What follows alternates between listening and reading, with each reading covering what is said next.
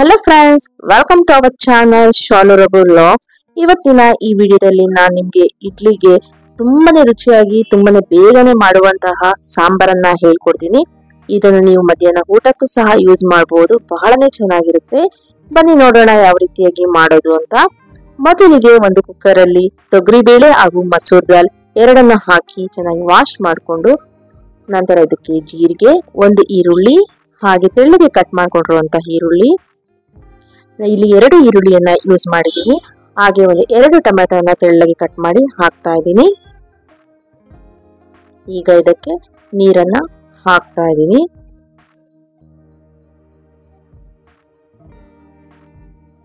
ನಂತರ ಇದಕ್ಕೆ ಸ್ವಲ್ಪ ಅರಿಶಿನ ಹಾಕೊಳ್ಳಿ. ಲಿಡ್ ಅನ್ನ ಕ್ಲೋಸ್ ಮಾಡ್ಕೊಳ್ಳಿ. ಅಷ್ಟರಲ್ಲಿ ನಾನಿಲ್ಲಿ ಬೇರೆ ಒಂದು ಪಾತ್ರೆಯಲ್ಲಿ ಎಣ್ಣೆ, ಸಾಸಿವೆ, ಒಣಮೆಣಸಿನಕಾಯಿ, ಕರಿಬೇವು ಎಲ್ಲವನ್ನು ಒಗ್ಗರಣೆ ಕೊಟ್ಟು ಇದಕ್ಕೆ ಸಣ್ಣದಾಗಿ ಕಟ್ ಮಾಡ್ಕೊಂಡಿರುವಂತಹ ಬೀನ್ಸು, ಕ್ಯಾರೆಟ್ ಹಾಗೂ ಆಲೂಗಡ್ಡೆಯನ್ನ ಹಾಕೊಂಡು ಫ್ರೈ ಮಾಡ್ಕೊತಾ ಇದ್ದೀನಿ. ಎಷ್ಟು ಸಣ್ಣಗಾಗುತ್ತೋ ಅಷ್ಟು ಸಣ್ಣಗೆ ಕಟ್ ಮಾಡ್ಕೊಳ್ಳಿ. ಈಗ ಇದನ್ನ ಮೀಡಿಯಂ ಫ್ಲೇಮ್ ಅಲ್ಲಿ ಚೆನ್ನಾಗಿ ಕುಕ್ ಮಾಡೋಣ. ಸ್ವಲ್ಪ ರುಚಿಗೆ ತಕ್ಕಷ್ಟು ಉಪ್ಪನ್ನ ಆಡ್ ಮಾಡಿಕೊಂಡು ಸ್ವಲ್ಪ ಅರಿಶಿನ ಹಾಕೊಳ್ಳಿ. ನಾವು ಅರಿಶಿನ ಮತ್ತು ಉಪ್ಪನ್ನ ಹಾಕೋದ್ರಿಂದ ತರಕಾರಿ ಬೇಗನೆ ಕುಕ್ ಆಗುತ್ತೆ.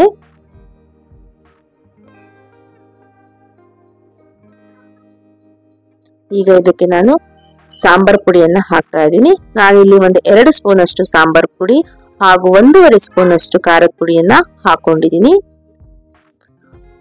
ತುಂಬಾ ಅಂದ್ರೆ ತುಂಬಾನೇ ಚೆನ್ನಾಗಿರುತ್ತೆ. ಇಡ್ಲಿಗಂತೂ ಸೂಪರ್ ಅಂತಾನೆ ಹೇಳ್ಬೋದು.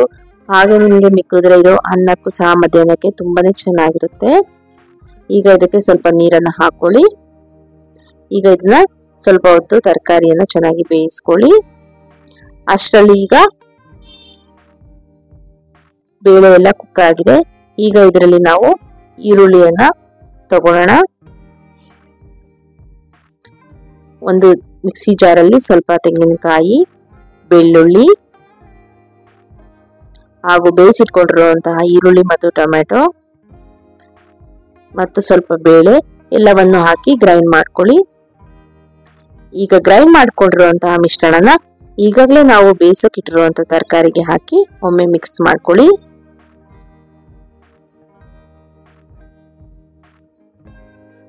ಈಗ ಇದು ಚೆನ್ನಾಗಿ ಹಸಿ ವಾಸನೆ ಎಲ್ಲ ಹೋಗುತ್ತೆ, ಅಲ್ಲಿವರೆಗೂ ಚೆನ್ನಾಗಿ ಬಾಯ್ಲ್ ಆಗ್ಲಿ.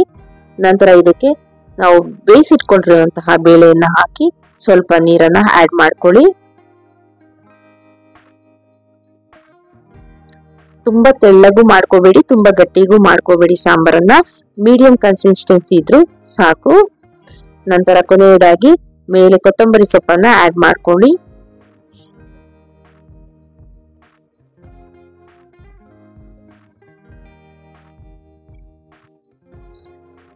ಈಗ ಇದನ್ನ ಸ್ವಲ್ಪ ಹೊತ್ತು ಚೆನ್ನಾಗಿ ಕುದಿಯೋದಕ್ಕೆ ಬಿಡೋಣ. ನೋಡಿ, ಈಗ ಚೆನ್ನಾಗಿ ಇದು ಕುದೀತಾ ಇದೆ. ನಿಮ್ಗೆ ಈ ಹಂತದಲ್ಲಿ ಸ್ವಲ್ಪ ಉಪ್ಪು ಏನಾದ್ರೂ ಕಮ್ಮಿ ಅನ್ಸಿದ್ರೆ ಉಪ್ಪನ್ನ ಆಡ್ ಮಾಡ್ಕೊಳ್ಳಿ. ಇಲ್ಲ ಅಂದ್ರೆ ಲಿಡ್ ಅನ್ನ ಕ್ಲೋಸ್ ಮಾಡಿ.